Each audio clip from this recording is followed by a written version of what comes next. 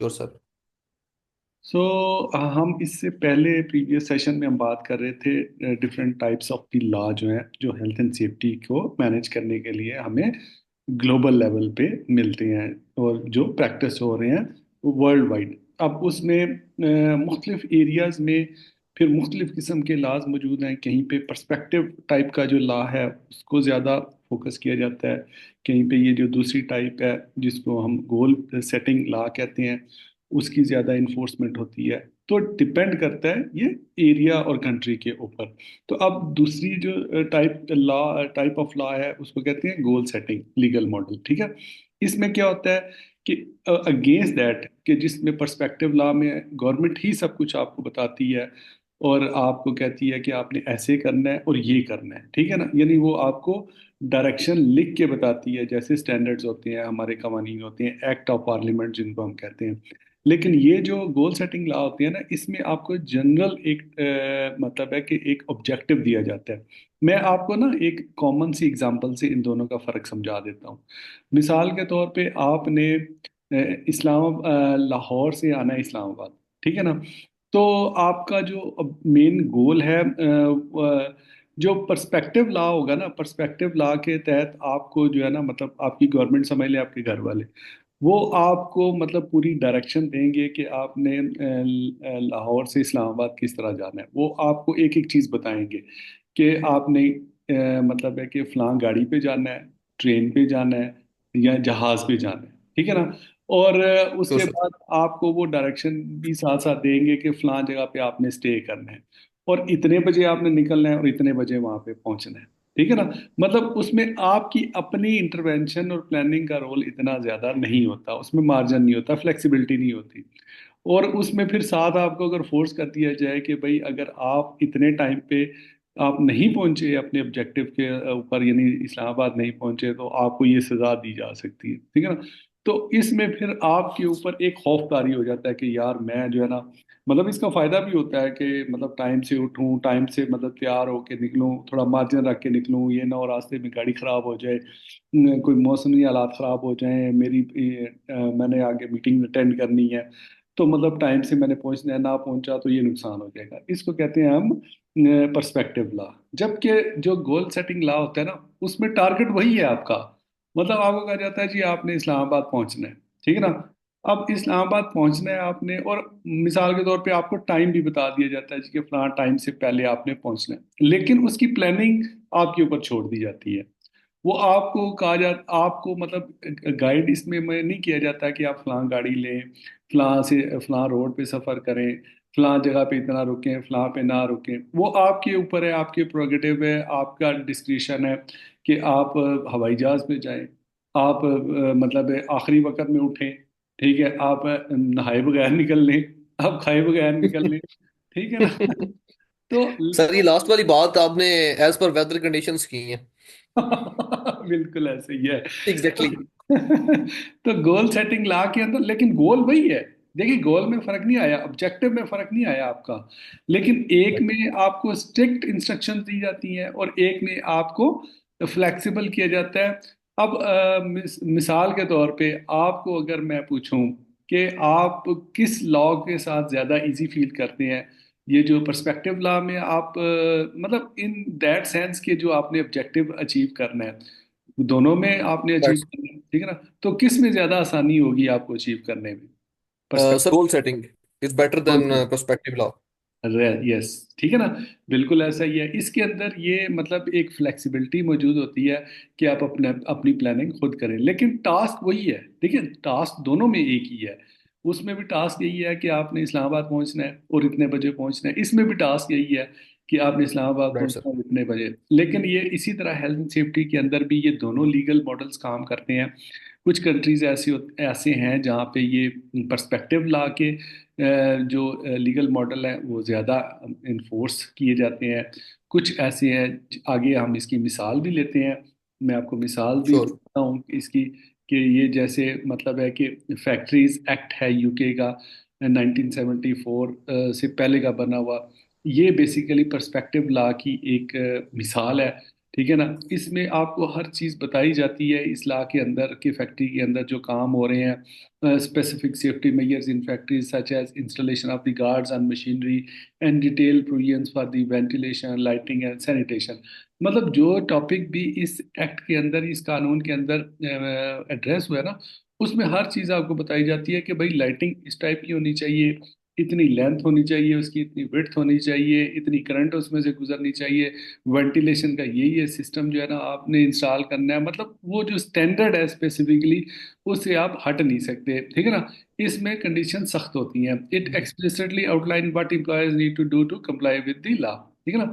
मतलब इसमें आपके पास गुंजाइश नहीं होती अपनी सजेशन की या अपनी मतलब है कि फनकारी की, जैसे हम पाकिस्तानी फनकारियां करते हैं ना, मतलब जुगाड़ कर लेते हैं। तो जुगाड़ की एग्जैक्टली। तो वो जुगाड़ की इसमें गुंजाइश नहीं होती, ठीक है ना। इसी तरह ये जो ओशा के स्टैंडर्ड है जो यूएसए के अंदर अप्लाई होते हैं, ये भी पर्सपेक्टिव लॉ की एक टाइप्स है, ठीक है ना। Perspective legal right sir. Model types हैं उषा के जितने, क्योंकि उनके अंदर डिटेल से हर चीज़ आपको बताई जाती है कि भाई इसकी लेंथ इतनी होगी, फायर एग्जिट जो है उसका डोर जो है वो इतनी हाइट का होगा, इतनी विड्थ का होगा। मतलब इस तरह की चीज़ें आपको रिटर्न में बताई जाती हैं, और अगर आप उनको वायलेट करें तो फिर ओशा इंस्पेक्शन होती है, और ओशा इंस्पेक्शन हो तो फिर उसकी मतलब आपको लीगल पेनल्टीज या उसके कॉन्सिक्वेंसेस भी आपको फेस करने पड़ते हैं, ठीक है ना। क्योंकि वो हर जो उन्होंने कानून बनाया हुआ है ना, उसके साथ उसका ये भी मेंशन किया हुआ है कि अगर आप इस क्लॉज की खिलाफवर्जी करेंगे तो ये वाला कानून इसके ऊपर लगेगा और ये सजा होगी आपको, ठीक है ना। तो उसमें साथ ही वो लिखा जी होता बिल्कुल। है कि शुड डू, मस्ट डू। मतलब ये आपको ऑर्डर दिया जाता है कि जी ये आपने करना है। इसी तरह मुख्तलिफ जो बिल्डिंग कोड्स होते हैं, लॉज की शक्ल में मौजूद होते हैं बिल्डिंग कोड्स, ये भी स्ट्रिक्ट किस्म के लॉ होते हैं कि मतलब आप इनको वायलेट नहीं कर सकते, कि अगर किसी एरिया में आपने थर्ड स्टोरी अलाउ नहीं की तो वहाँ पे नहीं बन सकती, ठीक है ना। स्ट्रिक्टली मतलब प्रोहिबिटेड हो जाता है वहाँ पे, अगर आप बनाएंगे तो वो कानून की खिलाफ वर्जी हो जाएगी। आज अब देखिए, ये अगर कहने को हम ये कहें कि मतलब ये हमें ज़्यादा गोल बेस्ड जो लॉ है उनके अंदर फ्लेक्सिबिलिटी नज़र आती है, वो ज़्यादा आसान है। लेकिन ये है कि उनमें भी लिमिटेशंस हैं, उनमें इन्फोर्समेंट के रिजल्ट इतने अच्छे नहीं होते, इनके अंदर रिजल्ट बहुत अच्छे होते हैं। जो पर्सपेक्टिव लॉज है, अब आप देख लेना यूएस के अंदर पर्सपेक्टिव लॉ काम कर रहा है, यूएस ओशा के जो स्टैंडर्ड्स हैं कितने टफ हैं। यूके में मिक्स मॉडल काम करता है, पर्सपेक्टिव भी करता है, लेकिन ज़्यादातर उन्होंने जो है ना गोल बेस्ड लॉज जो है ना वो बनाए हुए हैं यूके में, ठीक है ना। जिसमें उनका जो health and safety work act है 1974 का, उसकी आगे मैं आपको मिसाल देता हूँ इसकी, ताकि आपको पता समझ जाए कि ये जो गोल बेस्ड लॉज होते हैं, ये इसमें किस तरह मतलब उन्होंने इसको एक फ्लेक्सिबल लॉ बनाया हुआ है। इसमें उन्होंने कोई स्ट्रिक्टली इंस्ट्रक्शन नहीं दी जैसे ओशा के स्टैंडर्ड्स देते हैं कि जी ये आपने करना है, इतने टाइम पे करना है, इतनी लेंथ होगी इसकी, इतनी विड्थ होगी। वो ये नहीं कहते हैं, वो कहते हैं जी कि ensure that your health and safety and welfare of your employees so far as is reasonably practicable. मतलब इसका मतलब है कि ये वाला जो जुमला उन्होंने साथ लिख दिया ना, so far as is reasonably practicable, कि जितना मुनासब तरीके से आप इसको बेहतर कर सकते हैं आप इसको करें, ठीक है ना। लेकिन करना जरूर है आपने, यानी हेल्थ एंड सेफ्टी को इंश्योर जरूर आपने करना है, वेलफेयर की प्रोविजन आपने जरूर बनानी है अपने वर्कर्स के लिए।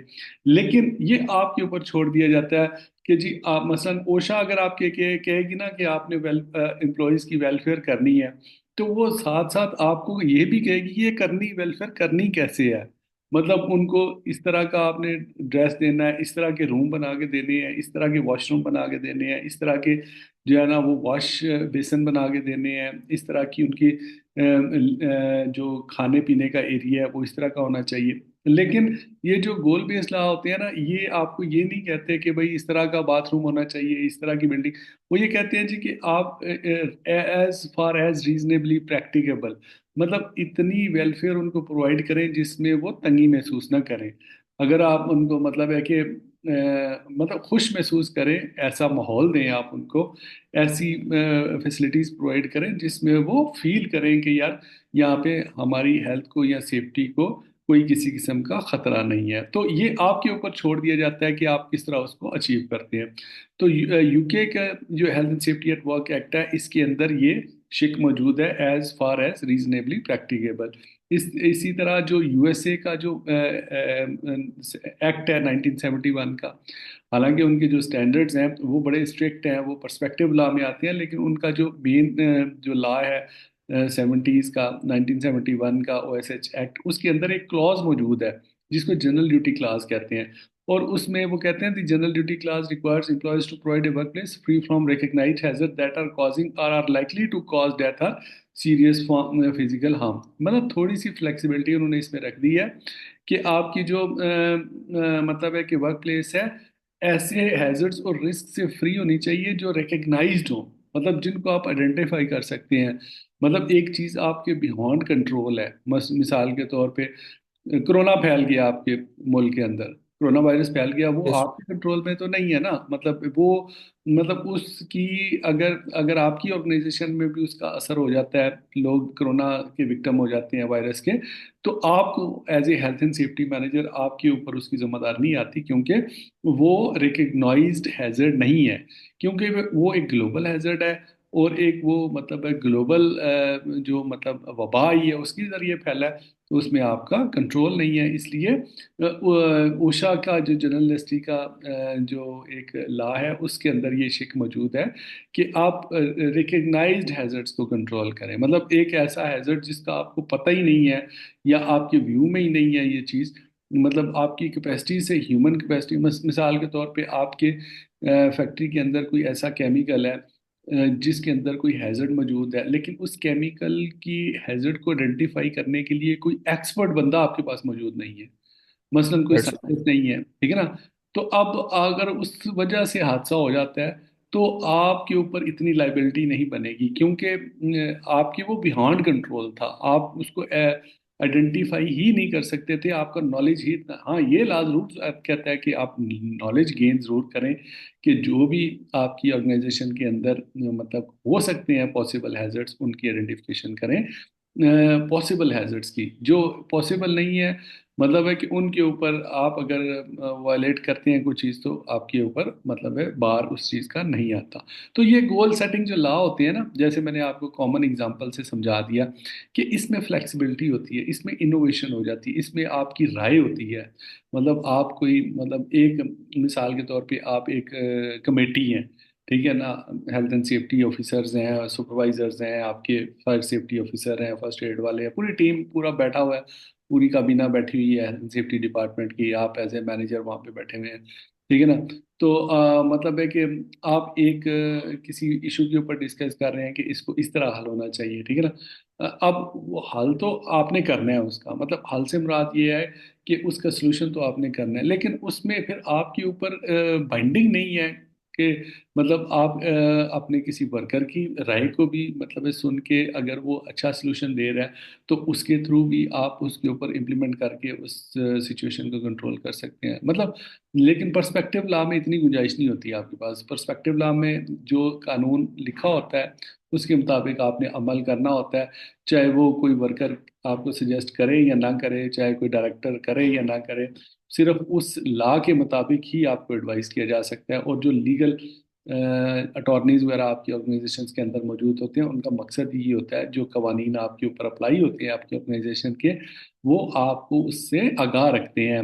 मतलब अगर आप ने एक लीगल एक्सपर्ट रखा हुआ है अपनी कंपनी के अंदर, उसको आप सैलरी देते हैं, तो उसका काम यही होता है कि जितने भी कवानीन आपकी कंपनी के ऊपर अप्लाई होते हैं उनका लेटेस्ट नॉलेज रखना, अगर गवर्नमेंट कोई लॉ चेंज कर रही है तो उससे अपडेट रहना और आपको टाइमली इन्फॉर्म करना, ताकि आप अपने जो लोकल प्रोसीजर बनाते हैं उनके अंदर भी चेंजेस ला सकें। मसलन एक गवर्नमेंट ने कानून बना दिया है, अगर आपको उसका पता ही नहीं चला और पता ही नहीं चला तो कोई हादसा हो गया और उसकी इन्वेस्टिगेशन हो गई है और गवर्नमेंट ने वो लॉ निकाल के आपके सर पे तलवार लटका दी है, तो आप तो परेशान हो जाएंगे कि यार हमें तो इसका पता ही नहीं था कि ये लॉ चेंज हो गया। तो इसलिए गवर्नमेंट कहती है ये नेग्लिजेंस होगी आपकी कि आपने हमारा काम नहीं है कि आपको घर जाके बताएं कि ये लॉ हमने चेंज किया है, आपका काम है कि आप अपडेट रहें। और इसीलिए ये जो ह्यूमन रिसोर्स होते हैं, हम आप जैसे लोग जो था, मतलब मैनेजमेंट जो है ना वो जो एम्प्लॉयर होता है वो इसीलिए वर्कर्स को हायर करता है, टीम को हायर करता है कि वो डेलीगेट करता है मुख्तलिफ किस्म की रिस्पॉन्सिबिलिटीज। तो इसी तरह जो हेल्थ एंड सेफ्टी मैनेजर होता है उसके कंधों पे ये जिम्मेदारी होती है कि वो ना सिर्फ अपनी कंपनी में जहाँ पे वो जॉब कर रहा है उसमें जितने भी हेल्थ एंड सेफ्टी से रिलेटेड उस कंट्री के या जो भी इंटरनेशनल लॉ अप्लाई होते हैं उनकी पूरी डिटेल उसके पास मौजूद हो, बल्कि वो अपडेट भी हो। अगर उनमें कुछ चेंजेस हो रही हैं तो उसकी अपडेट उसके पास होनी चाहिए, ठीक है ना। तो इसी तरह इन्वायरमेंटल प्रोटेक्शन लॉज जो हैं ये भी गोल बेस्ड लॉ होते हैं। इसमें आपको एक गोल ऑब्जेक्टिव सेट किया जाता है। ये नहीं आपको तरतीब बताई जाती कि ये करना कैसे है, आप बस वो अपनी स्ट्रेटजी बनाते हैं, अपनी प्लानिंग करते हैं और इसको आप अचीव कर लेते हैं। क्लियर हो गया? Sir we can say that legal adviser. हाँ जी, legal adviser, yes. Legal adviser जो हैं वो बड़े ज़रूरी होते हैं। और हेल्थ एंड सेफ्टी मैनेजर जो हैं उनके साथ इनका बड़ा वास्ता रहता है हर वक्त। क्योंकि जो लीगल एडवाइजर होते हैं जो ओवरऑल आपके मतलब चाहे वो आपके ह्यूमन रिसोर्स से रिलेटेड लॉज हैं, फाइनेंस से रिलेटेड गवर्नमेंट के लॉज हैं, या जितने भी डिपार्टमेंट्स हैं उनके अंदर लॉज के अंदर जो भी चेंजेस होती रहती हैं वो उनको उनसे अपडेट रहते हैं। और वो आपको भी टाइम टू टाइम अपडेट कर देते हैं ताकि आप अपने जो लोकल प्रोसीजर्स बनाते हैं ना उनके अंदर तब्दीलियां अकॉर्डिंगली कर सकें। मसलन एक लाभ पहले ये था, मिसाल के तौर पे कि जी आपने नीले रंग का हेलमेट पहनना है। अब गवर्नमेंट चेंज हुई या मतलब एक गवर्नमेंट ने इस लॉ को रिव्यू किया और नया कानून बना दिया जी नहीं अब यहाँ पे पीले रंग का हेलमेट इस्तेमाल होगा, ठीक है ना।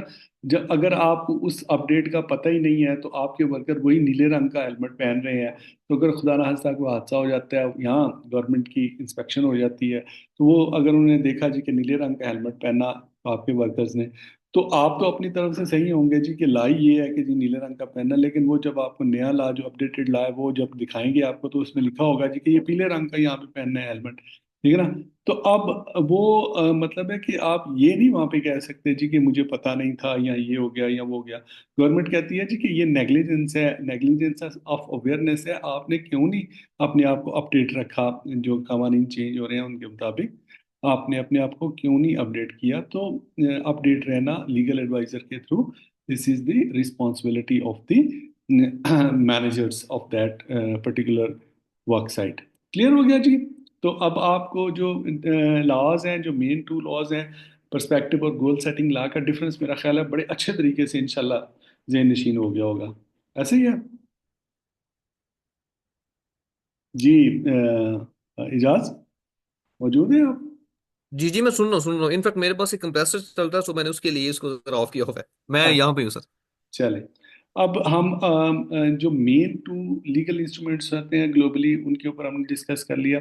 अब अगर हम यस। देखें कि और मुख्तलिफ किस्म के जो मतलब है कि कॉन्टेक्स्ट हैं उसके अंदर जो लॉज मौजूद होते हैं वो किस किस्म के होते हैं। एक होते हैं states with in a single country, मतलब जैसे यूनाइटेड स्टेट्स है उसके अंदर रियासतें हैं मुख्तलिफ किस्म की 56, ठीक है ना। अब वो वहाँ पे एक फेडरल लॉ बनता है और उसके बाद हर स्टेट का अपना अपना भी लॉ बनता है। इसी तरह मतलब है कि यूनियंस होती हैं, जैसे यूनाइटेड अरब एमिरेट्स है, ये भी एक 7 स्टेट्स की एक यूनियन है। यूरोपीय यूनियन है, इनके मतलब है कि इनमें ये होता है कि ये यूनियंस क्यों बनाई जाती हैं, ये लोग इसलिए ममालिक यूनियंस में होते हैं कि इनका एक कॉमन ऑब्जेक्टिव होता है कि इकोनॉमिक ग्रोथ हो इन ममालिक के अंदर।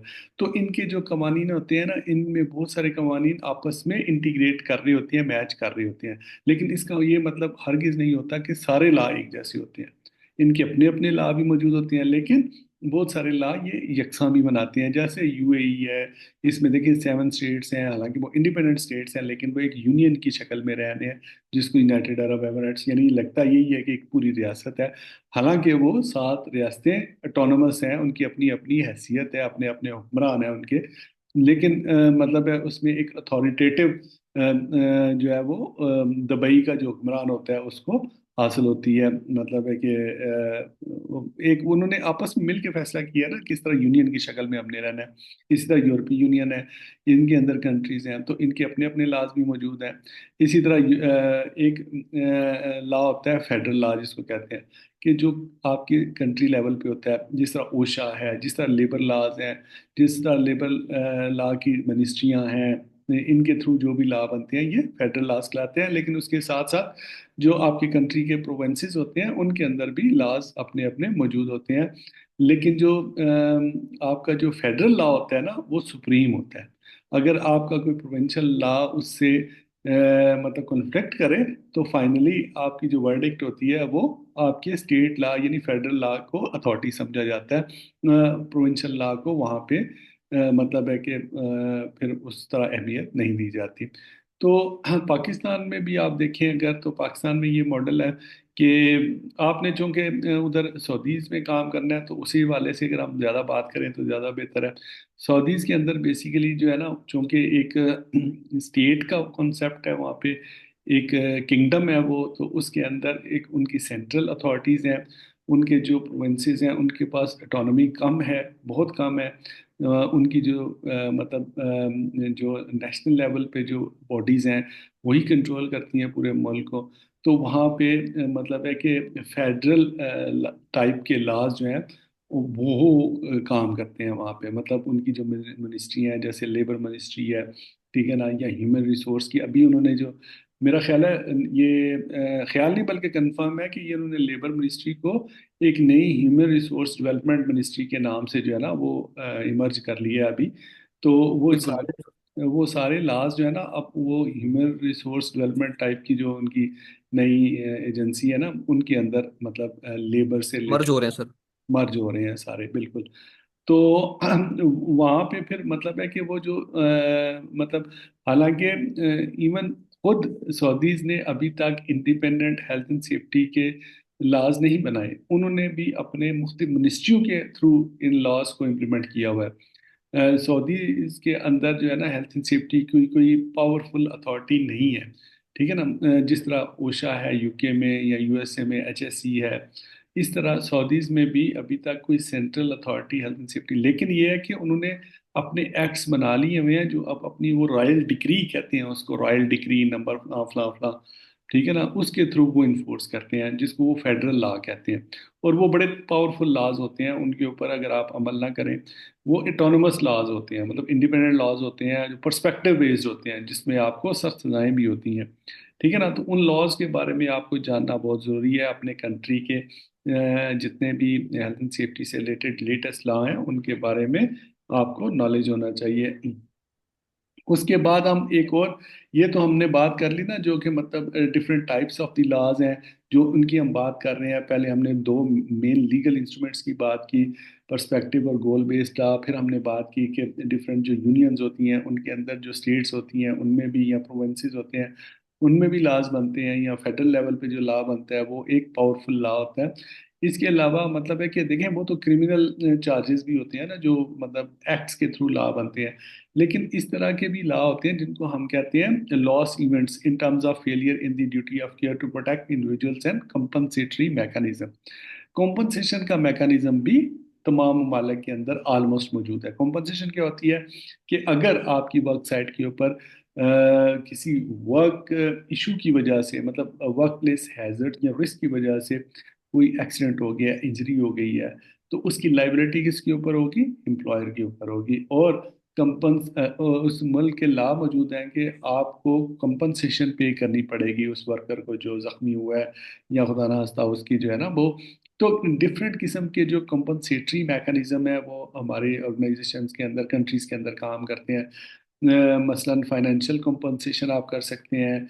इम्प्रूवमेंट स्कीम्स मौजूद होती हैं। इम्प्रूवमेंट स्कीम्स ही होती हैं कि मतलब हुकूमत ने ऐलान किया होता है कि जी अगर आप हेल्थ एंड सेफ्टी में ये ऑब्जेक्टिव अचीव करेंगे तो आपको ये इनाम दिया जाएगा, ठीक है ना। वो एक कंपटीशन कंपनीज के अंदर डेवलप करने के लिए इस तरह का जो लीगल मैकेनिज्म है उसको यूज़ किया जाता है। एक होता है प्यूनिटिव डैमेजेस, ये भी कॉम्पनसेशन होती है। मतलब है कि एक तो हो गया कि आप अगर जख्मी हुए हैं, ठीक है ना, तो जितना जख्म हुआ है आपका या जितना लॉस हुआ है वो आपको पे किया जाता है। इसको प्यूनिटिव डैमेजेस जो होते हैं, कि मतलब है कि उस दौरान में आपकी जो है ना वो जहनी मतलब सलाहियत कितनी मुतासर हुई है, आपकी जॉब कितनी मुतासर हुई है। मसलन वो इतने एक्चुअल डैमेजेस नहीं होते जितने आप मतलब उसके अलावा वहाँ पे क्लेम करके अपनी कंपनी से ले लेते हैं। और ये लीगल मौजूद हैं, मतलब यूरोप के अंदर, अमेरिका के अंदर, यूके के अंदर, ये प्यूनिटिव डैमेजेस। तो आपको पता है ना, मसलन एक बंदा है उसकी उंगली कट गई है, वर्क प्लेस के अंदर किसी मशीनरी पे काम करते हुए, ठीक है ना। तो अब उसने केस कर दिया है, ठीक है ना, उसने कॉम्पनसेशन मांगी है। अब आपके कानून में लिखा हुआ है जी, ठीक है जी, अगर एक वर्कर की उंगली कटी है तो इतनी कॉम्पनसेशन उसको मिलेगी। वो तो आपने देनी ही देनी है, ठीक है ना। इसके अलावा वो अगर केस कर देता है कि जी मैं जहनी तौर पे भी बहुत ज़्यादा अपसेट रहा हूँ, मेरी पूरी फैमिली तबाह हो गई है, मेरे पूरे ख़ानदान का नुकसान हो गया है, तो मेरी इतनी मतलब मैं अब जॉब नहीं कर सकता आगे, तो मुझे उसके लिए फिर वो आपका जो है प्यूनिटिव डैमेज उसको कहते हैं, मतलब एक तो एक्चुअल लॉस होता है जो उसके ओवर एंड अबव कोर्ट आपको बाउंड करती है जी कि ये कंपनी इसके फैमिली का भी खर्चा उठाए, इसका अगर ये डिसेबल हो गया है तो इसको पेंशन दे, या इसको मंथली जो है ना इसको स्कॉलरशिप दे, इसको प्यूनिटिव डैमेजेस भी कहते हैं।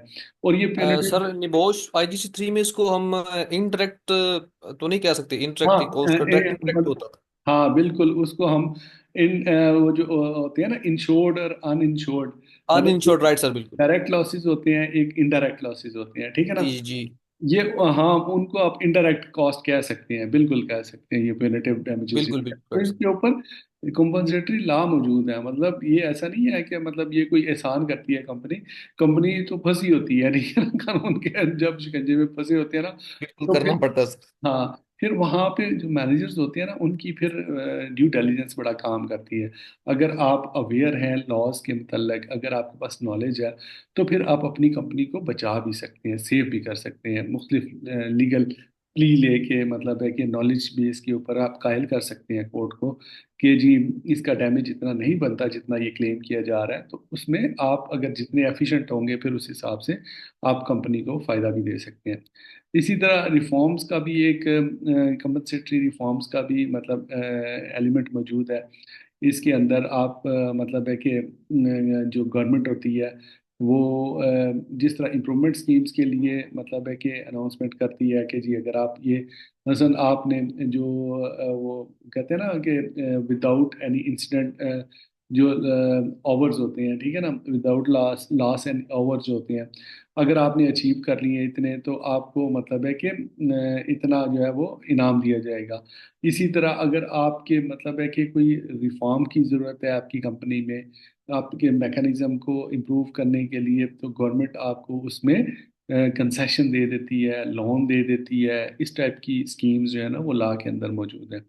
Fault and no fault liability क्या होती है जी, ये भी एक कॉम्पनसेशन लॉ का एक पार्ट है कि fault and no fault liability ये होती है कि मतलब है कि अगर एक होता है कि जो विक्टिम होता है, मतलब जो इंजर्ड पर्सन होता है, उसने अदालत के अंदर ये प्रूफ करना होता है कि ये एम्प्लॉयर की जो वर्क साइट है इसके अंदर इसका फॉल्ट है जिसकी वजह से मुझे मुझे ये इंजरी हुई है।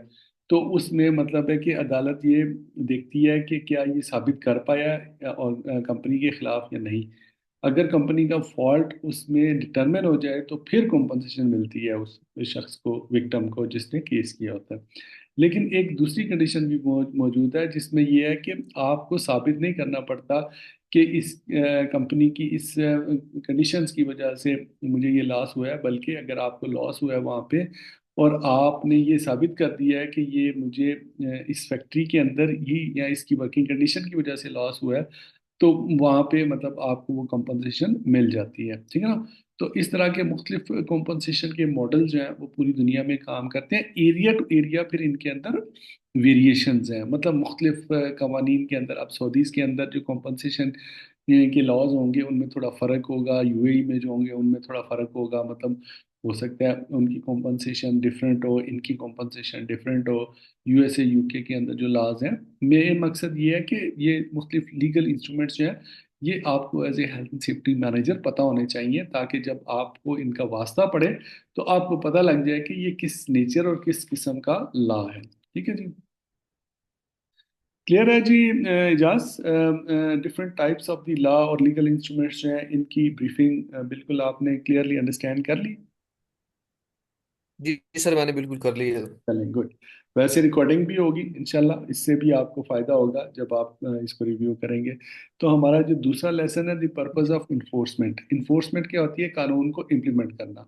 एक तो कानून का नॉलेज होना आपके लिए ज़रूरी है being health and safety manager, और दूसरा फिर इन्फोर्समेंट इसकी, ठीक है ना। अब आपका सिर्फ कानून का पता होना ही तो जरूरी नहीं होता है, इसको इम्प्लीमेंट करवाना भी तो आपकी जिम्मेदारी में शामिल होती है ना। The purpose of the enforcement is to ensure compliance with laws and regulations deter unlawful behaviour. मतलब इसका मकसद क्या है कानून को इम्प्लीमेंट करने का? कि लोग डरें, खौफ खाएं, अगर कोई भी वो अनलॉफुल एक्ट ना करे, ठीक है ना, जिसकी वजह से आपकी प्रोटेक्शन इंश्योर होती है। It promotes fairness by holding everyone accountable to the same standards and maintain social order. उसकी वजह से लोग समझते हैं कि कानून के इक्वल हैं सब लोग, और उसकी वजह से एक सोशल ऑर्डर मेंटेन होता है। मतलब आपका एक रूटीन में कल्चर जो है वो एक पॉजिटिव डेवलप हो जाता है। मिसाल के तौर पे आप देखें ना, सऊदीज के अंदर आप अगर सिग्नल क्रॉस करते हैं, ठीक है ना, तो इररेस्पेक्टिव कि वो कोई वजीर है, मशीर है, लेबर है, ये वो मतलब है जिस नोयत का वो क्राइम होगा उस हिसाब से उसको फाइन कर दिया जाएगा। ऐसा ही होता है ना। मतलब इन्फोर्समेंट में फर्क तो नहीं किया जाता है ना कि किंग ने अगर जो है वो इशारा तोड़ा है तो उसको माफ कर दिया जाएगा या छोड़ दिया जाएगा। तो मतलब अगर कोई लेबर जो है वो अगर इशारा तोड़ता है तो उसको सजा दे दी जाएगी।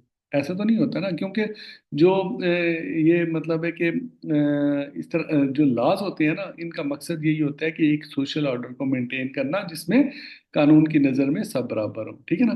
तो ये बिल्कुल होता है बेसिकली पर्पस आपकी इन्फोर्समेंट का, कि लोग खौफ खाएं और खौफ खा के मतलब सही रास्ते पर अमल करें जो गवर्नमेंट ने आपको बताया। तो इन्फोर्समेंट के कुछ जो प्रिंसिपल्स हैं वो मतलब है कि डिफाइन हुए में है। ये हेल्थ एंड सेफ्टी एग्जेक्टिव जो यूके की मेन इन्फोर्समेंट अथॉरिटी है, जिस तरह ओशा है यूएसए में, इसी तरह यूके में हेल्थ एंड सेफ्टी एग्जेक्टिव के नाम से एक एजेंसी है जो कि पूरे मुल्क में जितना भी यूके के अंदर हेल्थ एंड सेफ्टी को कंट्रोल करती है, ठीक है ना। अब उन्होंने इन्फोर्समेंट के कुछ उसूल वज़ा किए हुए हैं।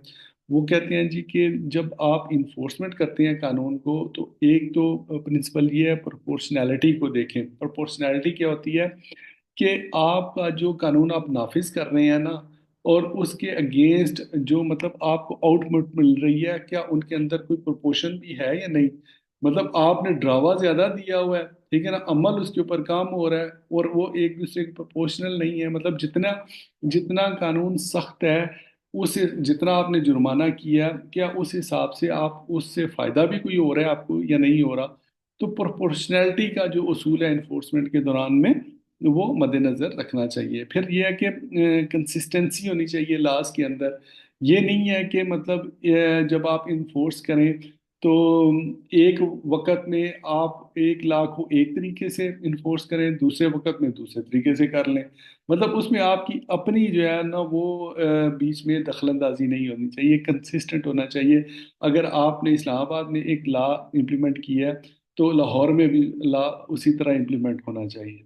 टारगेटिंग होनी चाहिए। टारगेटिंग से मुराद ये है कि आपको अपने लॉ को इन्फोर्स करते वक्त जो उन लोगों के ऊपर फोकस करना चाहिए जो हैबिचुअल क्रिमिनल्स हैं, ठीक है ना, उनको बेसिकली टारगेट करना चाहिए, ना कि मतलब ऐसे लोग जो कि अनअवेयरनेस की वजह से कोई गलती कर बैठते हैं, आप उनको भी वैसी ही सजा दे दें। एक बंदा जो है वो मतलब है कि अपनी किसी गफलत की वजह से उससे गलती कोई हो जाती है, उसको भी अगर आप एक मतलब है कि क्रिमिनल सेल के अंदर बंद कर देंगे, और एक वो जो मर्डर का मुजरिम है उसको भी कर देंगे, तो फिर क्या होगा? फिर मतलब है कि आपके मुआशरे के अंदर बिगाड़ पैदा होगा, ठीक है ना।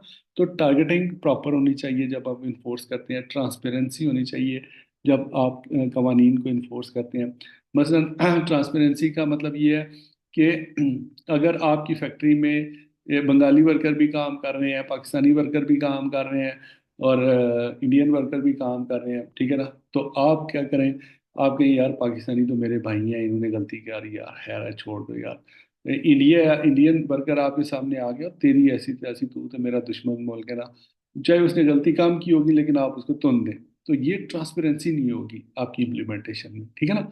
तो बीइंग मैनेजर, आपको ये जो इन्फोर्समेंट के रूल्स हैं ना जो डिटरमिन हुए हैं ग्लोबल लेवल के, क्योंकि ये टॉपिक है ना यूके, आपको पता है यूके का बोर्ड है ये रिपोर्ट, तो इन्होंने ज़ाहिर है यूके के जो लॉज हैं उनको ही ज़्यादा वैल्यू देनी है। तो वो मतलब उसी हिसाब से ये जो HAC 41 गाइड है एक, जिसके अंदर ये इन्फोर्समेंट के उसूल जो है वो तय किए हुए हैं उन्होंने, कि आप जब कानून पे अमल करवाते हैं तो उसमें आप वो आपका रवैया ट्रांसपेरेंसी के साथ एक्सरसाइज होना चाहिए।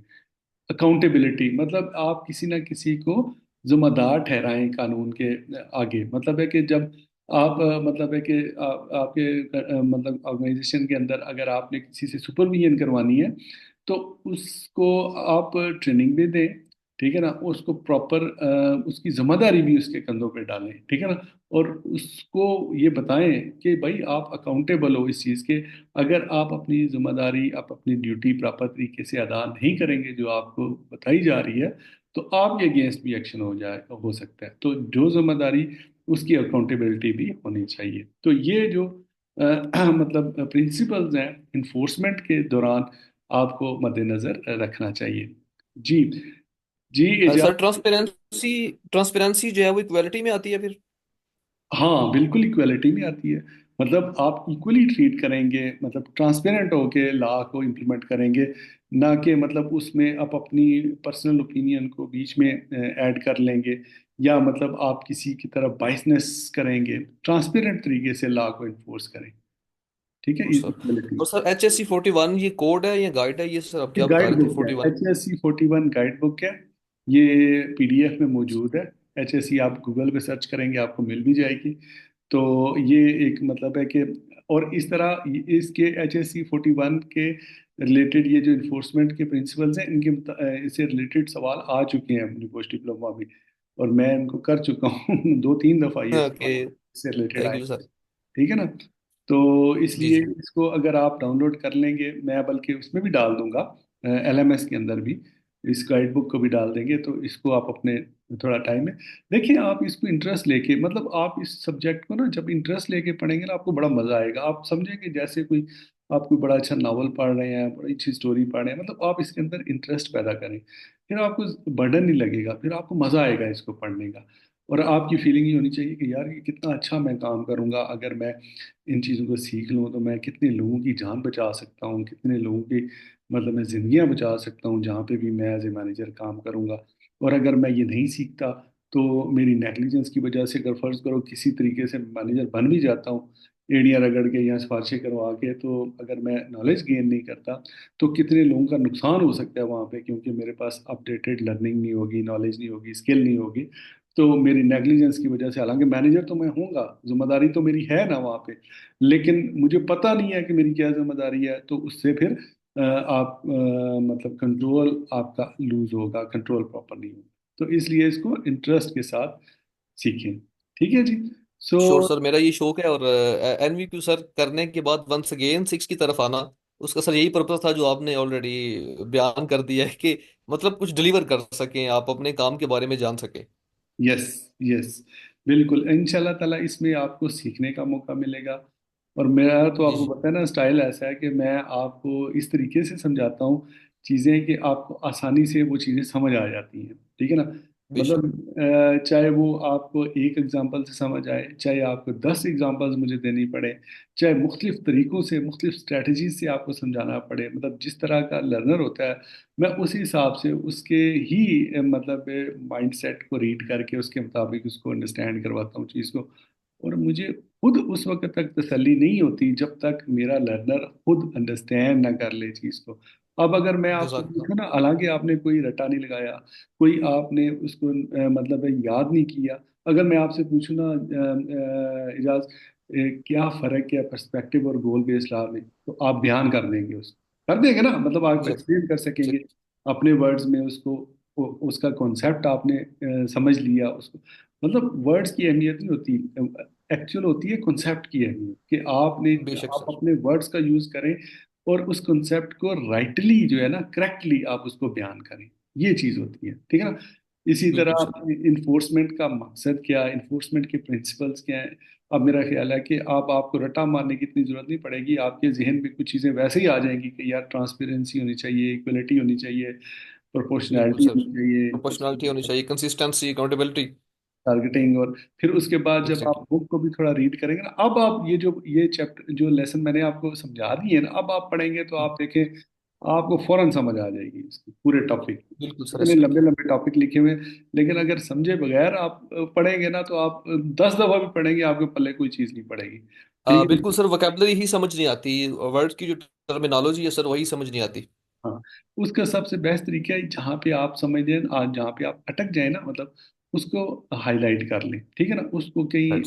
कोई अपनी डायरी बना लें, कोई नोटबुक बना लें, या कंप्यूटर पे ही आप एक वर्ड की फाइल में उस वर्ड को, उस कॉन्सेप्ट को सेव कर लें। और फिर जब भी हमारी क्लास हो, या इवन ताकि आप उसमें व्हाट्सएप में भी आप मुझसे पूछ सकते हैं, ताकि हम इस क्रॉस क्वेश्चनिंग से बड़ी अच्छी लर्निंग होती है, ठीक है ना। तो मैं आपको वो बिल्कुल सारे कंसेप्ट साथ साथ क्लियर करता जाऊंगा जहाँ पे भी आपको प्रॉब्लम आएगी। ठीक है। Sure sir. सो अब मेरा ख्याल है आज के लिए काफ़ी है। और इंशाल्लाह ताला फिर नेक्स्ट, अब इसका मेरा दिल था कि आज, पहले तो मेरा प्रोग्राम था कि पूरा एलिमेंट कवर करूं मैं, पूरा मॉड्यूल, जी जी। लेकिन मैंने कहा चूंकि आज पहली क्लास है, इसलिए थोड़ा इसको हल्का रखते हैं, थोड़ा आपका बिल्कुल बेस ठीक है। बन जाए। फिर इंशाल्लाह फिर थोड़ा इसमें तेजी लाएंगे इंशाल्लाह, और इसको इम्प्रूव श्योर। करेंगे, ठीक है ना। अच्छा सर, मैं बिल्कुल फ्री हूँ, मतलब मैंने अपने जितने भी काम काज थे ना, हम्म। वो मैंने आज तक कंप्लीट कर लिए हैं। सो आप मुझे कंटिन्यू कर सकते हैं जब आप मुझे बुलाएं, क्योंकि ये स्पेशल टाइम है। सो जब आपके पास स्पेस हो, आपने मुझे मैसेज करना है, वो दिन और रात हो मैं अवेलेबल हूँ। राइट हो गया। एक्चुअली ना हमारी ओशा की ट्रेनिंग स्टार्ट हुई हुई है 2 दिन, आज तो जी। मैंने इसीलिए आपकी क्लास की वजह से उसमें मतलब लड़कों को छुट्टी कराई है। तो थैंक यू सर। वो 4 क्लासेस और बाकी हैं, वो मुकम्मल हो जाएं। 6 क्लासेस हैं टोटल, 2 हो चुकी हैं, 4 बाकी हैं। तो उसके बाद फिर इंशाल्लाह ताला हम नेक्स्ट वीक में एक और क्लास जो है ना अरेंज करते हैं, और उसमें मैं थोड़ा ज़्यादा इंशाल्लाह। आपको सिलेबस कवर करूंगा इंशाल्लाह ताला, और बड़े आसान तरीके से। श्योर तो इस सर। तरह फिर आप चीज़ें समझते चले जाएंगे इंशाल्लाह ताला। ठीक है। बिल्कुल। फिर जब एक तो ये दफ़ा सर हमारी वीकली क्लास हुआ करेगी, या मतलब बीच में आप इसको और भी फिर कोशिश मैनेज करेंगे करेंगे, कि, सर कैसा होगा कोशिश आपका? मैं यही करूंगा कि वीक में कम से कम एक क्लास तो जरूर हो, ठीक है ना, और थोड़ी राइट सर। लेंथी हो क्लास, मतलब कम से कम 3 घंटे की क्लास हो। आज चूंकि स्टार्टिंग थी, थोड़ा सा आपको माइंडसेट आपका बनाना था, इसलिए मैंने कहा आज थोड़ा बिल्कुल। सा हल्का हाथ रखते हैं। नेक्स्ट टाइम जो है ना इंशाल्लाह हम इसको, मुमकिन ये भी है कि एक वीक में 2 भी क्लासेस हो जाए हमारी। अब डिपेंड करता है टाइम अवेलेबिलिटी के ऊपर। जब मेरे पास टाइम होगा, मैं श्योर। आपको इंशाल्लाह मैसेज कर दिया करूंगा कि आप आ जाओ भाई, इजाज आपको आज हम इंशाल्लाह ताला, और मैं कवर ओके सारा सर। करूंगा इंशाल्लाह, आपको कोई चीज़ मैं छोड़ूंगा नहीं। और दूसरी ये है कि मैं आपको प्रैक्टिस भी करवाऊंगा एट दी एंड, जब ये हम इंशाल्लाह। टॉपिक क्लियर कर लेंगे ना, तो फिर मैं जी। आपको प्रैक्टिस करवाऊंगा, मतलब आपको टास्क दूंगा, सिनेरियोज दूंगा, आप उनके खुद आंसर लिखेंगे, तो आपको प्रैक्टिस हो जाएगी उसकी, ठीक है। Sure sir, sure. और साथ साथ मैं थैंक यू आपको सो मच। एलएमएस के अंदर जो है ना क्विजेज भी डालूंगा, जी। ताकि आप ज- रेलेवेंट रहें, टच रहें नॉलेज के साथ, और खुद असेस करें अपने आप को। जब आप वो क्विज अटेम्प्ट करेंगे ना, आपको खुद पता लगेगा कि यार कितनी चीज़ मैंने सीखी है, और कितनी अभी मजीद मुझे। देखिए, जो लर्निंग होती है ना, ये टू वे ट्रैफिक होती है। ट्रेनर अच्छा होना चाहिए, और लर्नर स्टूडेंट को भी फोकस करना चाहिए। जब ये इन दोनों का आपस बिल्कुल सर। कोऑर्डिनेशन हो जाए ना, फिर लर्निंग एक बेहतरीन चीज बन जाती है, आउटपुट बहुत अच्छी निकलती है।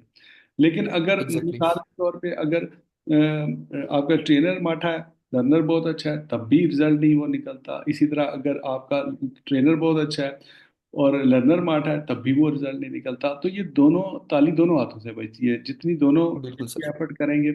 जैसे मैंने आपको जितना समझाने में आपको एफर्ट लगाई है, आप इसी तरह समझने में भी थोड़ी इसके ऊपर एफर्ट लगाएंगे ना, इसको रीड करेंगे, इसको इंटरेस्ट लेके इसको पढ़ेंगे, तो इंशाल्लाह ताला ये आपको आपके मतलब है कि एक माइंड में ये चीज़ें बन जाएंगी। मतलब आपको इसमें रट्टा लगाने की जरूरत नहीं है, किसी चीज़ को याद करने की जरूरत नहीं है, बस इसको समझें कि ये है क्या चीज़, कंसिस्टेंसी क्या होती है, इन्फोर्समेंट कैसी होती है, पर्सपेक्टिव लॉ क्या है, जो मैंने आपको बड़ा इजी अल्फाज में और बड़ी आम सी कॉमन एग्जांपल्स दे के मैंने आपको अंडरस्टैंड करवा दिया।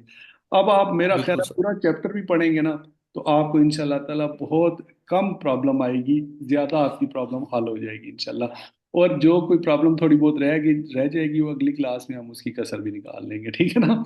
तो इंशाल्लाह आपको सर, इंशाल्लाह। सारा चैप्टर ऐसे, मतलब है कि रट्टा लगाए बगैर आपको ऐसे फर हो जाएगा इंशाल्लाह ताला पूरे में। इंशाल्लाह सर, इंशाल्लाह। So grateful, night, thank you for your coming.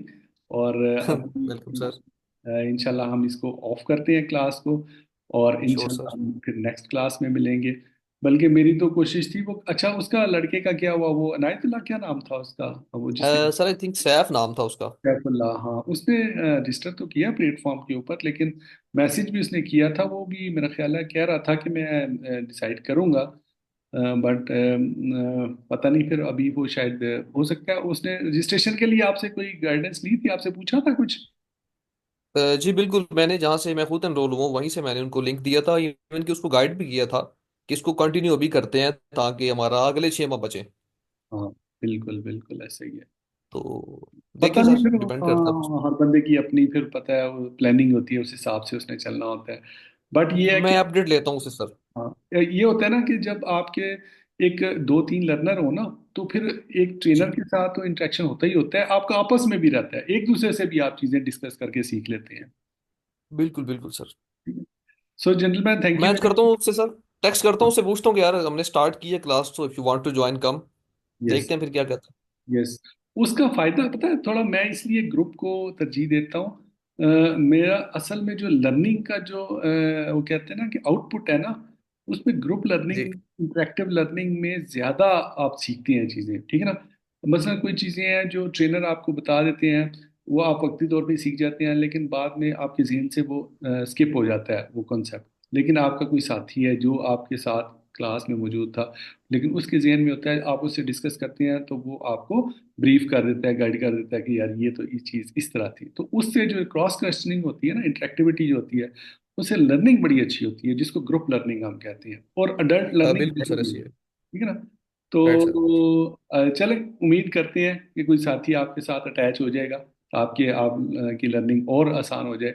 But ये है कि हमने तो जी ज़ाहिर है करनी है इंशाल्लाह ताला। हम बिल्कुल सर ऐसे ही है। ठीक है ना। चले, जजाकल्ला इजाजत, सो nice of you, good night, have sweet dream. इंशाल्लाह फिर मिलते हैं दोबारा क्लास में, इंशाल्लाह जैसे ही प्रोग्राम बनता है नेक्स्ट क्लास का। इंशाल्लाह। तो आप पूरे चैप्टर को कोशिश करें, गो थ्रू करें, मैं एलएमएस के अंदर भी इसकी मजीद डिटेल डालूंगा, ये रिकॉर्डिंग भी डाल दूंगा, और जो इसके राइट सर। बुक्स हैं वो भी डाल दूंगा, नोट्स भी डाल दूंगा, ठीक है। हम उनको रीड करें, क्विज भी डालूंगा, आप अपने आप को असेस भी करें कि मैंने कितना अचीव किया, कितना मुझे इसमें से समझ आई, ठीक है ना। ताकि आप मसरूफ भी रहेंगे, तो बाकी बुक को आप रीड करते रहें, ठीक है ना। जरूरी नहीं है कि श्योर सर श्योर। लेसन आप आगे भी रीड करें, ताकि जब हम नेक्स्ट क्लास में जाएं तो बहुत सारे कॉन्सेप्ट ऑलरेडी आपके जहन में मौजूद हों, और अगर कोई अटक रहा है पॉइंट तो वो भी आप मुझसे पूछ सकें, ठीक है। Right sir. चलें, Ijaz, so nice of you, thank you very much, good night, thank you so much sir. Thank you, take care, अल्लाह हाफिज। सर।